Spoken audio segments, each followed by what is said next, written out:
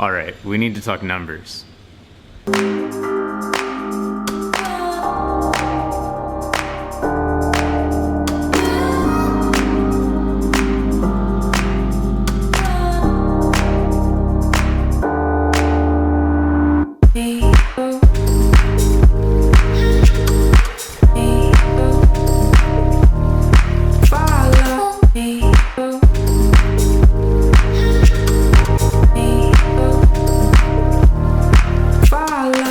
There are so many people posting big numbers online, but I want to talk about how most of them are deceiving you.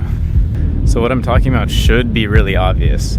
It's the difference between revenue and profit, sales and profit. Not the same at all. And there's a lot of people showing how much they sold, their revenue, and saying, I made X amount last month or last year or whatever. So as you'll see by the title, I'm showing that my sales for this year are already at $1 million, but that does not mean I made $1 million. Doesn't mean I'm a millionaire. I'm neither of those yet. So the thing you need to understand here is profit margin, and that's really obvious, and trust me, you already know this, and you already know how to calculate it, you already understand it, and that's why I feel like it is intentionally deceptive when people say I made or something like that when they're talking about revenue or sales. So profit margin is obvious. If you bought something for $6 and you sold it for $10, would you go around telling people I made $10? Obviously you wouldn't. You would say I made $4. That's a profit margin. So in a little bit here, when I get back, I'll show my $1 million in sales, and I'll talk about how the profit margins actually work in a business like mine, and I'll give you the rough range of how my products work and what those profit margins are, and how much goes to Amazon and how much goes to advertising, and there's a lot of expenses, and that all comes out of your profit. It's very typical to have a product that only costs $5-6 to manufacture to retail for $30 or something like that. Very typical. Like almost every product in the world has a profit margin like that, and that's because there are other costs. So you're not making $30 every time you sell a $30 product, and that's obvious. And I'm not saying revenue isn't important. Revenue definitely can show how much the business is growing and all of that, but at the end of the day, it's not the whole picture, because especially in a business like this, like there are, tech businesses where you just want to scale and grow like that, but that's not really what we're talking about here. We're talking about businesses that can, give you the life that you want. In the case of $1 million in sales, you wouldn't be very impressed if somebody had $1 million in sales, but they had $1 million in costs, right? That would mean they made zero. You could have $1 million in sales and be losing money. So in these types of businesses, don't get so blown away by revenue and sales numbers, because you don't know the whole picture yet.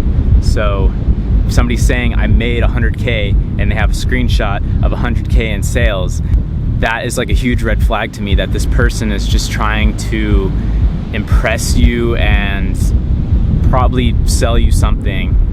I'm not saying everyone does this, but a lot of videos and just a lot of content out there makes that flaw. So you need to be aware of it, so you can just have a better understanding of what these businesses really are, because the truth is that they suck up a lot of cash. Like, yes, they make profit on paper, but they suck up cash, because say you buy something, like say you buy a bunch of things for $10 and sell them off for $20. Like say you buy 100 of those and then you sell them off for $20, but now you're selling so much that you need to buy 300 of them. So see, all of a sudden, like your cash flow is negative. So these businesses, even though they're making a lot of money, in a lot of cases, they tie up a lot of cash in inventory and cash flow problem. You just have cash flow problems a lot. So you have to understand that $1 million in sales does not mean you're getting $1 million in your pocket.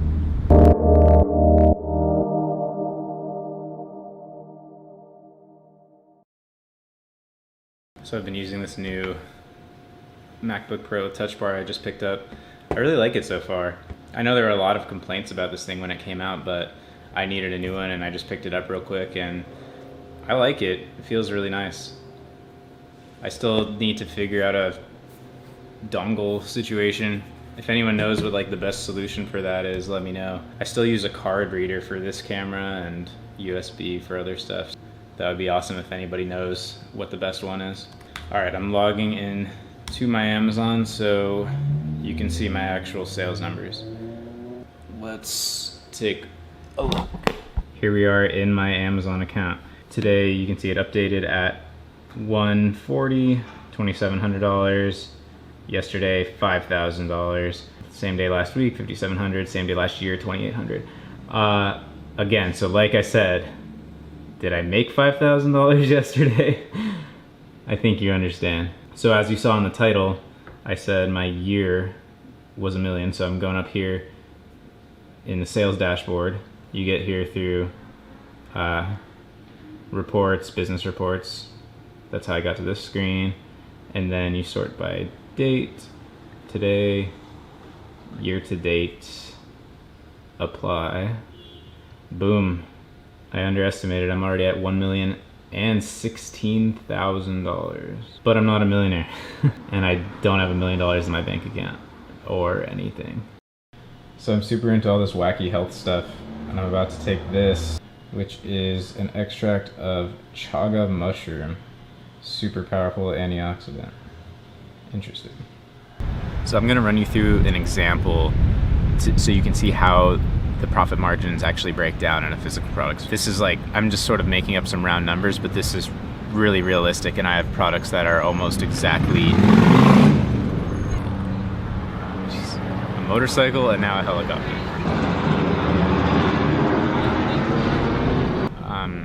Where was I? Jeez, so many cars going by as soon as I start doing this. So yeah, this is going to use round numbers, but very realistic, and I have products doing almost exactly these numbers. Okay, so for this example, let's say the product sells on Amazon to the customer for $25. That's the top line revenue. That's the sales number, $25. And let's say that product costs you $5 to produce. So you're making 20 bucks, right? But that's not correct at all. That'd be an 80% margin, but that's not even close, because you still have to get that product from China to the US to Amazon or whatever country it's coming from. But you have to think about those shipping costs. So yeah, let's first look at that shipping cost. Let's say, again, these are, I'm rounding off, but let's just call it $2. Like $1 to get it overseas by sea, and $1 to get it into Amazon. It's not going to be exactly like that, but hypothetically, say a product costs $5, get it to Amazon for $7. Okay, so let's add another $2 in there. That pretty much just goes into the cost of the product, right? The cost of the product is not really $5, it's $7 by the time you get it in. Then you're going to have to deal with paying Amazon to fulfill that order and ship to the end customer. They're also warehousing, pick and pack, all of that, you know, getting in the box to the customer. So on a $25 product, let's call that $7, which might sound like a lot, but trust me, it's actually a really good deal, because you would have had to deal with shipping that yourself, and you're not, like, it would probably cost you that much just to ship it yourself. So now already we're at 25 minus 5 minus 2 minus 7 leaves us with $11. So $11 out of 25, that's 44% profit margin, which is good. But we're still not done, because you need to get people to buy this product. This is advertising. And if you're not willing to spend money on advertising, then almost no business is going to work for you, because you have to understand that paying, that's where the scale is. If you can pay $1 and get $2 back, how many dollars are you willing to spend, right? You would spend infinite dollars, right? Because, yeah. I think that's a topic that I'll have to get into a lot more, but you want to find something that you're willing to spend advertising money on, because that's where the room to grow is. But anyways, so we're at 44%, but that's before advertising. So let's say, hypothetically, let's say you're spending up to $4 to get a sale, which might sound like a lot, but again, if you can scale it, why not? So now we're at 25 minus 5 minus 2 minus 7 minus 4. So that would leave you at $7. That would be your final profit. $7 out of 25 leaves you at a 28% profit margin in the end. That is your actual profit margin.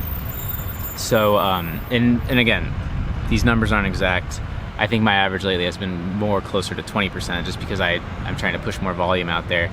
But this is very realistic for a physical products business, like this range of numbers. Like, you know, you have to realize top line is not profit. So it's more, you know, it can vary a lot, but you have to realize it could be anywhere from 0 to 50%, you know. I mean, in some cases maybe higher, but I think for these business models, typically I'd say 20, 30, 40% at the end is typical. 40 definitely the high end, 20 good. That's where I'm at. I don't even know my exact, but in that range.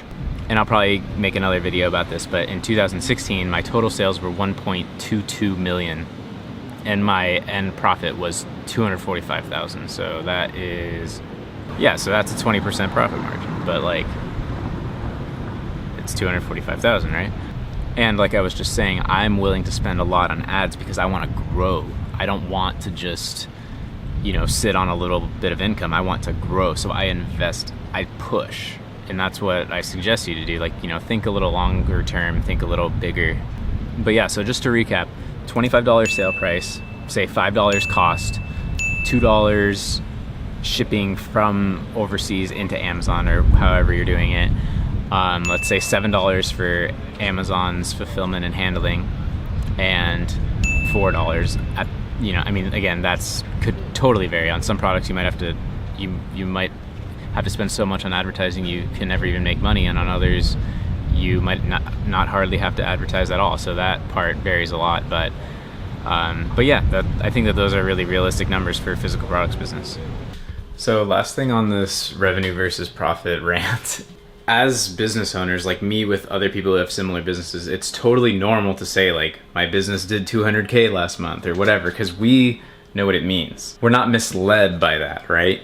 But what the part that bothers me is just the titles that are like very explicitly, I made X. Like, it's totally fine to put your numbers out there. You should be putting your sales numbers out there, because honestly the profit numbers, it's like complicated. You've got all these different moving parts, and half the time it's like you don't even really calculate it until after the fact. At the end of the year, you know, you're reinvesting, growing. So yeah, I'm not saying like don't post revenue numbers. I'm just saying know when you're looking at revenue numbers and know when you're looking at profit numbers, and know which one you want to be looking at.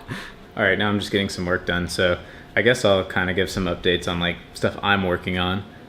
I'm still finding my rhythm of like what's going to be just vlog, straight up information, and documenting my own business. So any comments on that, for sure let me know, like what sort of mix you want to see. So I think I showed a little bit earlier, I was at 2,700 for the day. Now I'm already at 3,300. So looking like a really solid day. It's 3:27 p.m. right now. Things I'm working on. So I was just dealing with I have a 20-foot container from China that's about ready to leave. That's another thing people overthink, and something that I'll probably get into the details for sure, but it's not that hard. You know, you just use a freight forwarder. You just get the factory talking to the freight forwarder. You pay them for it.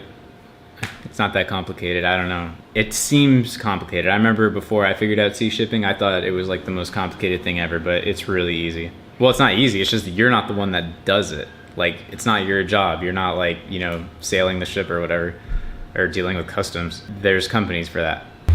So I've got that taken care of. A bit earlier, I had to pay my accountant. That cost me about $450 a month.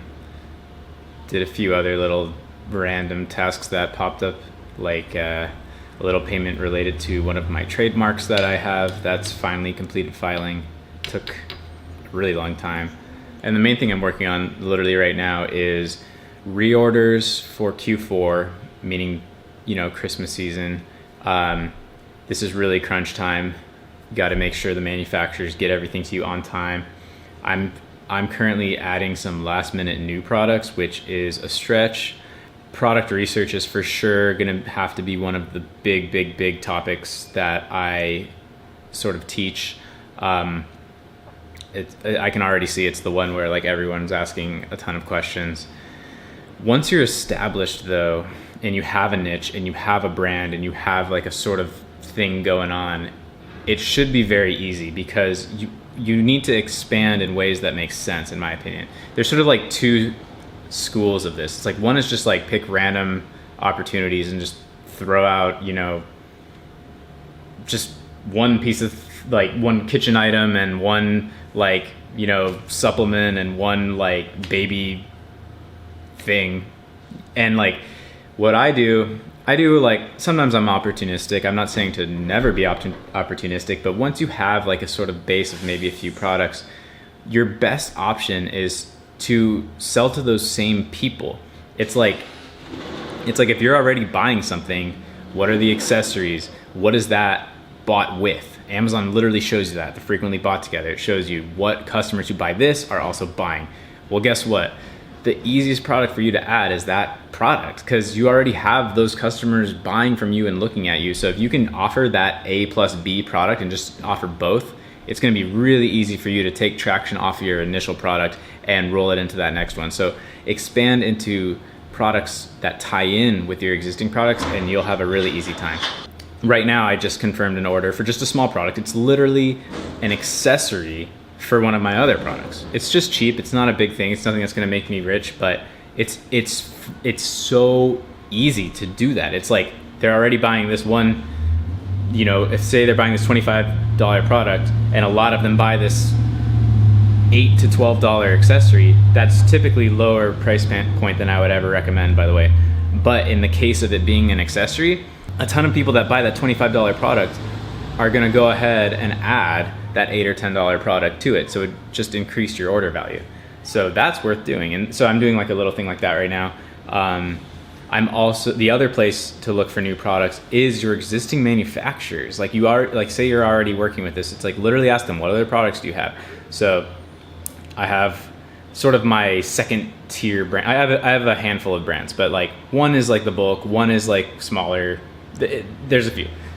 So this is like, say for my second tier brand, like they manufacture a bunch of stuff, and I have like probably 12 different similar-ish items from that same manufacturer in the same sort of niche.